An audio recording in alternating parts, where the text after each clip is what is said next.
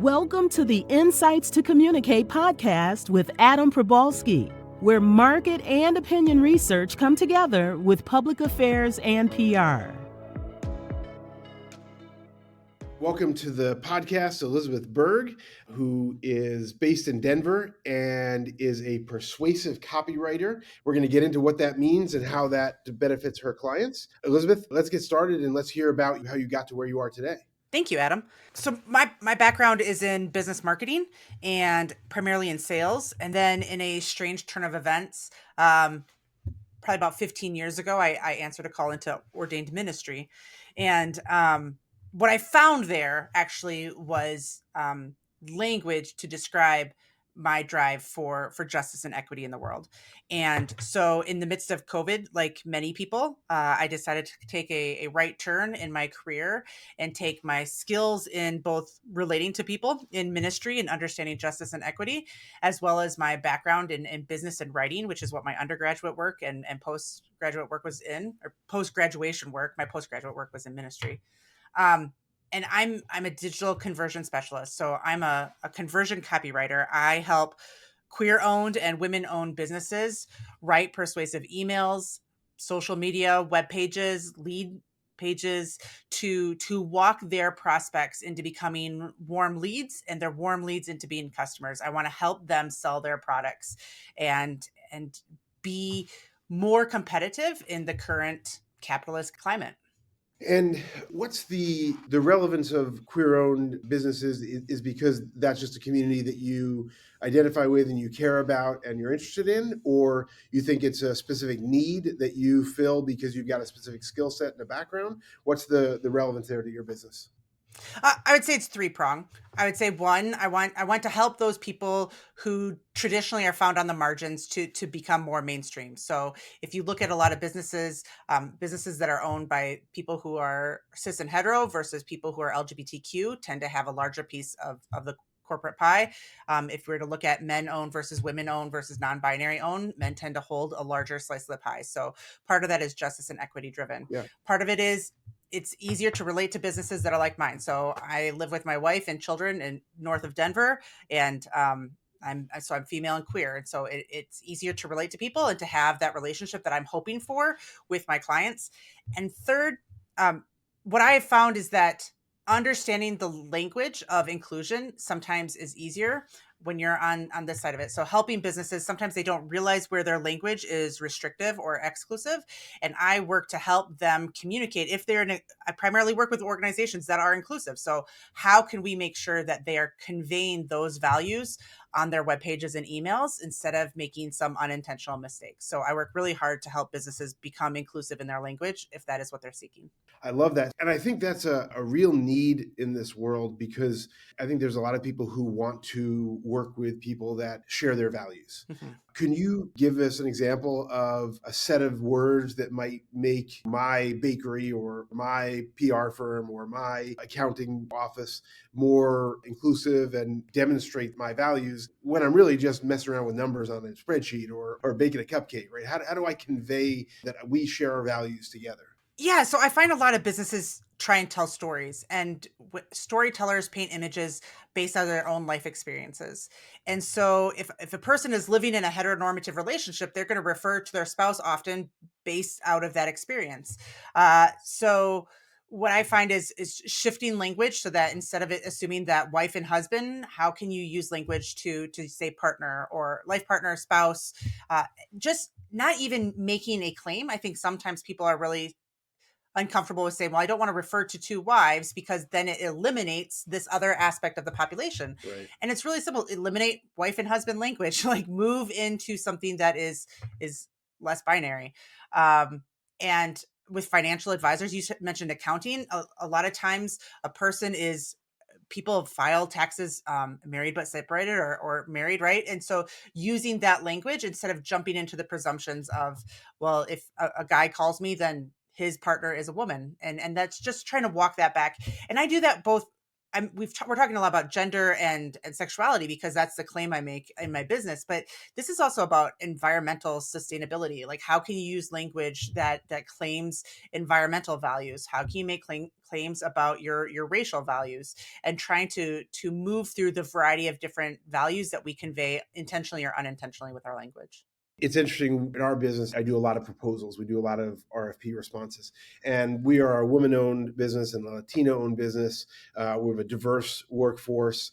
I'm Jewish, and so we have a lot of that in our proposals, just because that's who we are, and in our story and our experience and our resumes.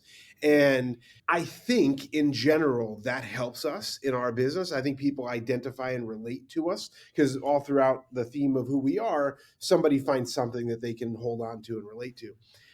I do sometimes worry in certain places that maybe we should take this section out of our DEI section of how we have an equity officer and why he is an important part of our organization. But I generally don't. I feel like at some point something we say may not offend, maybe other people might not relate with their sensibilities to who we are and our story and our background, and I think we're generally okay with that.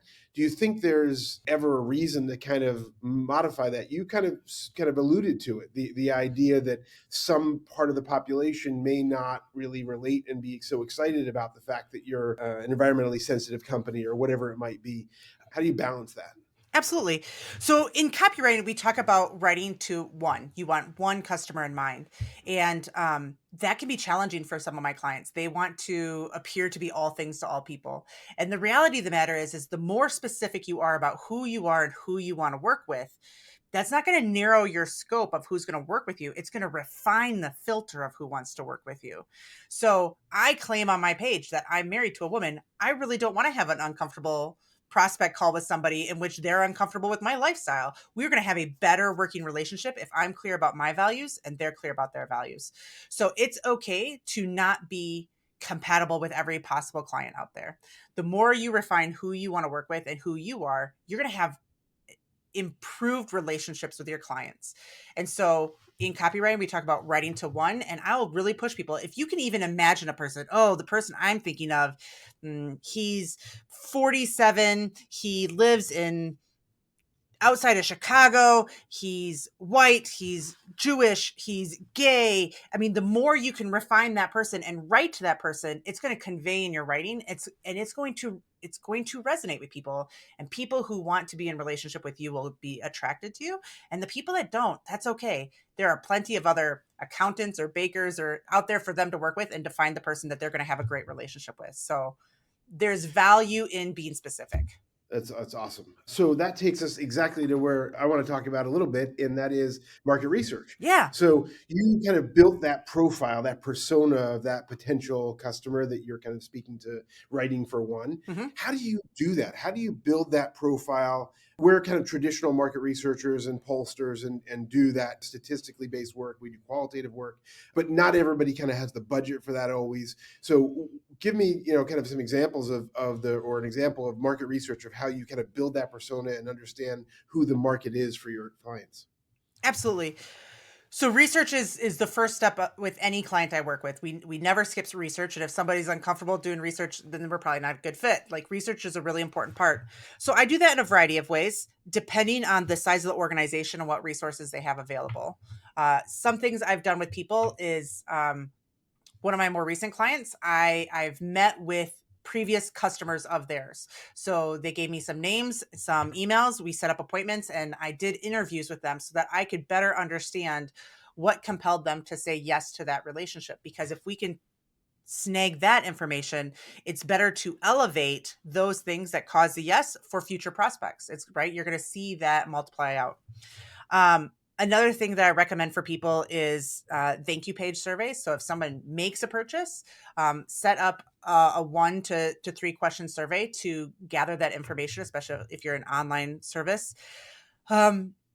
Review mining is another one. So I work with a lot of services. So a lot of times that looks like testimonials, but anytime that you have a product or service and you are getting feedback from people that have used it, that's great information. You're going to better understand the problems that your product or service solved. You're going to better understand what are the benefits of using your service or your product that will lead to being able to elevate and highlight those in your emails, your web pages, whatever tools you're using to convey your resources. And then for the higher end, we can start getting into, like, you can set up things like Hotjar and other tools to better understand on your webpage, where are people spending time, where are they skimming, and you can actually gather data, analytical data from your tools by using other third-party services.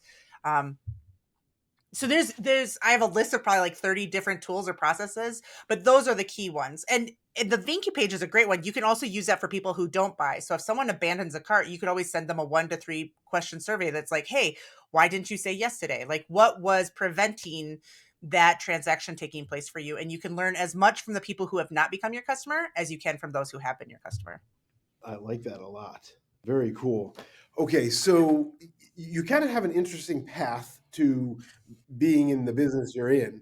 Having taken that ministry Yeah. route. And I guess I'm curious as to how you kind of made that turn, or I mean, a couple turns there, right? And got to your current spot. Is there like anything that happened in the world of being, in the ministry and counseling people and things like that, that kind of said, this is why I want to go here? And are there any mentors along the way that helped guide you that you definitely have to give a shout out to? Yeah. I think really I'm a values driven person. So you can see the values are steeped into my business, but it's also how I live my life with my wife and my family. So in the midst of COVID, we really were having to ask ourselves, what are the values and what do we want to model for our children? And financial flexibility and autonomy were really important to us. And organized religion is on a downturn. It's just the nature of the industry, and it has become an industry that is in the process of a downturn, is continuing to see scarcity. And we want to live a life of abundance and not scarcity. And in that, we also want the flexibility of time. So as we navigated what it meant for us to work from home and then to be invited back out of the home to work in different spaces, we realized that working from home, having flexible schedules, and having financial freedom were really important to us. So I began to look at where I could align my skills best that also helped align with the values that we were looking for in our life. In the ministry world, Reverend Kathy Kelsey is somebody that has really helped me and mentored me on that journey and helped me claim my authentic self and what that means and how to serve. In the copywriting world, I'm a student of Joanna Wiebe, and she teaches conversion copywriting. She teaches people how to become independent freelancers that can claim who they are and to do that work with excellence and to continue to grow a business that aligns with a person's values as well as their skill set. So I've had people on both sides of that journey walk with me, and it's been incredibly helpful and fulfilling. Beautiful. I'm a huge advocate for mentors and holding the people up high that gave you the confidence or the boost or the advice, along the way. I think I think we can all benefit from that no matter where we are in our career. So I feel like video is kind of the thing Mm-hmm. in a lot of businesses and a big part of how marketing is done. Do you shy away from video, or are you a part of that video process of developing the content and then, letting the client create it? Or how does your business relate to video? Personally, video is something I fell in love with in COVID, like both in ministry and copywriting. The process of taking videos, understanding them, editing them, putting them all together has become like a personal hobby of mine. It's something I enjoy immensely. And I try to leverage in my business. It just becomes not the best use of my time in my marketing because it's so much fun for me. When it comes to copywriting and video, the most effective way for me to utilize my skills at this time would be to help write scripts, that use copywriting frameworks, so that if a person comes to a video project with a goal and then utilizing the market research that we've done and crafting the language to walk the audience to the path that the client is looking for. At this time, I don't actually have the bandwidth to take the skills around video editing and audio editing and color grading and applying it. Someday that would be an outstanding aspect to add to my business. There's a reason why I named my business Burg Media Company, because I wanted to leave the door open for me to expand the resources that I could offer. But at this time, strategizing around the roles video can play in a business, and then the techniques and frameworks of copywriting in the script would be the most effective way to utilize my skills at this time. I love it. I love the idea of thinking big and planning for the big future. It's fantastic.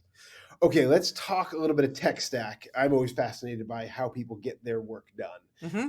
So talk about, what kind of technology you use, what kind of apps, what kind of software, how do you work your day? So I live in the Mac universe because I want the ability to walk from my desktop to my laptop to my iPad to my phone, Right. and back again. And in that, I kind of mash up the conglomerates. I utilize a lot of Google Workspace. So I use the Google Drive, the Google Calendar, and Gmail to navigate how I live on the cloud and access my resources. The two tools beyond that are really important to running my business is Dubsado, which is a client management tool. It allows me to run my finances. It allows me to do my calendar invites. My clients get a personalized portal so they can see their invoices, our emails, their and the products that we produce, the files that we're sharing, and the contracts. So Dubsado has become a key tool to managing my business. And then in the world of AI, I don't know that anybody is not using AI in some way. Reclaim.ai is a tool that I use. So I drop my tasks in there, I tell it what's important, and then it fills in my calendar in between those appointments, which is really important because it just relieves that decision making. So when we get off the call today, I'm going to turn to my calendar. It knows that I primarily do marketing on Mondays, and it's going to tell me these are the tasks that are going to fit best into what your time slot is until lunch, and here's what you have available in the afternoon. And so those are probably the primary things. I utilize Google Workspace a lot. I use Dubsado to manage almost all aspects of my business when it comes to client relationship. And then I use Reclaim AI in conjunction with my tasks and calendar. The fourth piece, though, is not tech. I am a huge bullet journal fan. So I still like the tactile writing of things. And I use that in relationship with the Reclaim, but it helps me just brain dump. Like sometimes you have a great idea or you have a meeting with someone and the recording's not working or whatever. And so I do rely on carrying a journal around so that I can get thoughts down, whether I'm working or at lunch or enjoying my weekend. I love it. I'm a big fan. We produce these with a little subtle logo on the back. I'm a big fan of writing things down. We do capture everything online too, but like I need this, and I was taught this is a sign of respect that you have a piece of paper and you have and a pen and you write down what people are saying to demonstrate to them that you're listening to them. And also it's a huge benefit to you to kind of capture those key points. So I'm a big fan of that too, for sure. So you brought up AI, and I suspect there's probably a lot of people in this world that think to themselves, copywriting. Well, Yeah. that's what I've got Perplexity or ChatGPT or Yeah. Bard for, Gemini. Like, what do I need? Write me persuasive text related to, whatever. Why do I need a copywriter? I, of course, know the value to that, but what's the, you're talking to a 22-year-old kid out of college who doesn't understand marketing, doesn't understand business necessarily. Not that they need to, or I'd expect them to, but they're ready to dive into business, and they don't really see the value in a professional in that particular realm because they've never had any relationship to that. They've never had any kind of experience with that. How do we tell that young person that there's real value, lived experience, and all those things in hiring a professional versus just kind of diving in and coming up with a good product, probably not amazing, but a good product for their website?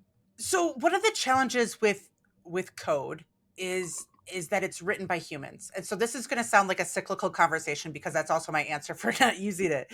But when we write code, we code in our implicit bias.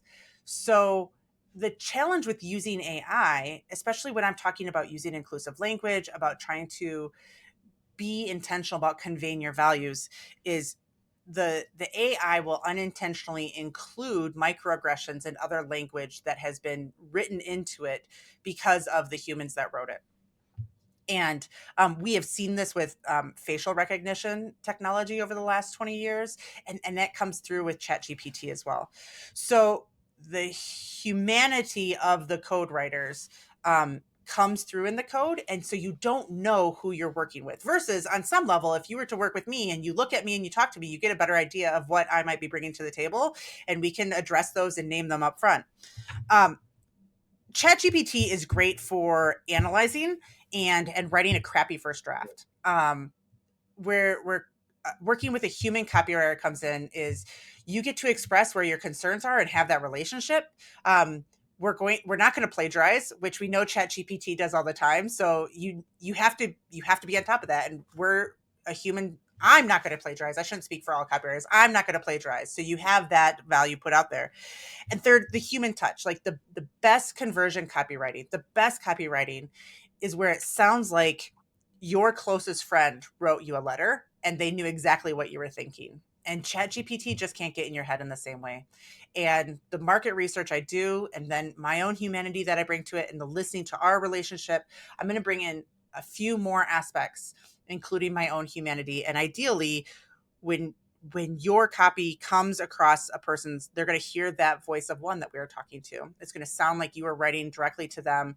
They're going to hear how you understand their pain points. They're going to hear how your product or service has benefits that's going to solve that. And they're going to start nodding along, and they're going to realize that the best thing they can do is take the next step in that relationship. And that's just not a finesse that you can get with ChatGPT at this time. I feel like ChatGPT is kind of like when it comes to integrating concepts like you're talking about, it's kind of like writing in like third grade or fifth grade kind of capacity, where it's very simplistic. Like if you say be inclusive, it will pretend it knows what inclusiveness Right. is and bring in the next predictive word, which is what it's programmed to do, and it's just it's not relatable. I think I think that's a great way of looking at it. So you said it's a great for writing a crappy first draft, which I agree. I think it's great, and I do this every single day of the week. I say to someone, okay, we're gonna either send me a draft and I will tear it apart and work off of it because I work best off a draft, Mm-hmm. or I tell our client like, look, hey, we're gonna send you a draft. There's no pride. Feel free to tear it apart and dive in and give us all your feedback. But I always say I work better off a draft, so I'm going to do that for you. And if people don't relate to that, then we can do a different format. Is there some other thing that you do, like ideation or something that you use AI for that you really like it for, that kind of helps you in your business or personal life? Is there something that is kind of cool for you? Yeah, so the Reclaim tool is great for helping manage my calendar. And again, like it's going to make mistakes. There's going to be times I hop in there. I'm like, I don't want to work on that project today. Or you forgot this is my priority. And I manipulate it, right? But it gives me a first draft of my calendar for the day. And I can go from there. I also use a tool called Fathom. And what it does is it records my Zoom and my Google Meet calls. I have access to that video. It gives me a summary. It gives me a full transcript if I want it. It can keep track of if we were having a call and tasks came up in the midst of that, it'll tell me what those tasks are for me to accomplish, whether they're mine or my clients. And so what I do with those is I always take the link to the recording as well as the summary, and I keep a call log with my clients so that we both have that shared access. So if we agreed on something and it didn't get conveyed in a follow-up email, they can go back to that call and be like, oh yeah, she told me we were going to do this differently. So there's just a paper trail without having to do the synopsis email every time. Now I do often send an email, hey, I said I'm going to commit to these things. You said you're going to get this data to me by the end of the week. And yet, isn't it great to kind of have that safety net of AI recording and summarizing that call so that we can quickly go back to it? And that's a call log that exists into perpetuity. Project 1 has a heading and you can see those calls. And when we do project 2, 3, 4, you have that whole call log and all of that data for those relationships. So I find AI to do summarizing to be super helpful as well. Again, it doesn't have to think. It can just take the data I've already given it and do that collating for me. That's awesome. Okay, to wrap, words to live by, your mantra, what kind of motivates you throughout the day, or you feel like you should tell the world? Ooh, I wish I had one like taped to my computer. I I work really hard to live authentically, and sometimes that means I have to be more honest with myself about what that means. Um, Sometimes that means I have to pursue that in my relationships, but I work really hard to be honest and authentic with myself, with my family, and with people I meet. Um, the other thing is names are important. So when someone asks me my name at the coffee shop or the brewery or wherever, I try really hard to ask them their name back because I think slowing down, hearing people and who they are, and being in relationship matters. So live authentically and remember that you're not alone out there. Very cool. Elizabeth, really grateful for you taking the time. Thank you very much. Thank you for the invite, Adam. I appreciate it. This has been Insights to Communicate with Adam Probalski, president of the woman and Latina-owned market and opinion research firm, Probalski Research.